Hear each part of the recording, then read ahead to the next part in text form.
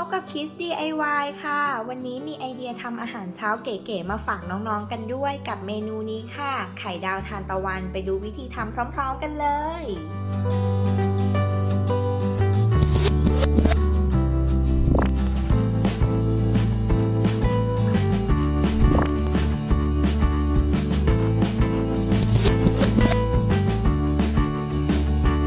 เราจะเริ่มจากตั้งกระทะนะคะแล้วก็ทาน้ำมันลงไปนะคะให้ทั่วกระทะแบบนี้เลยแล้วก็นำพิมพ์รูปวงกลมนะคะจุ่มลงในถ้วยน้ำมันค่ะเสร็จแล้วก็วางไว้ในกระทะได้เลย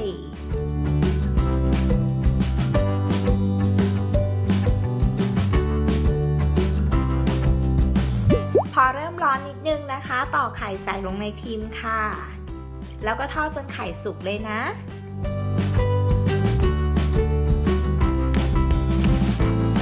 เมื่อไข่สุกได้ที่แล้วนะคะตักใส่จานแล้วพักไว้สักครู่ค่ะ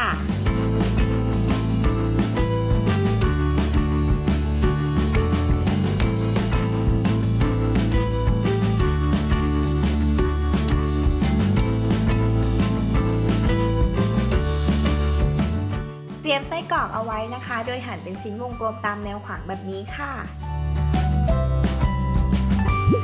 เสร็จแล้วก็นำมาวางตกแต่งรอบๆไข่ดาวที่เราทอดไว้ได้เลย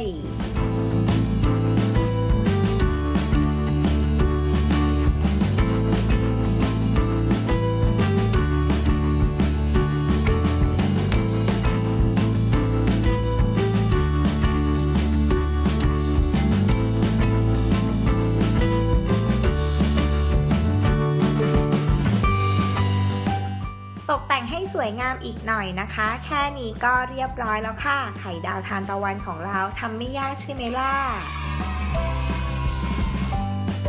คลิปหน้า Kids DIY จะมีเมนูไหนมาให้น้องๆสนุกกันอีกนะคะอย่าลืมกด Subscribe Kids Kitchen เอาไว้แล้วก็กดกระดิ่งกันด้วยนะคะ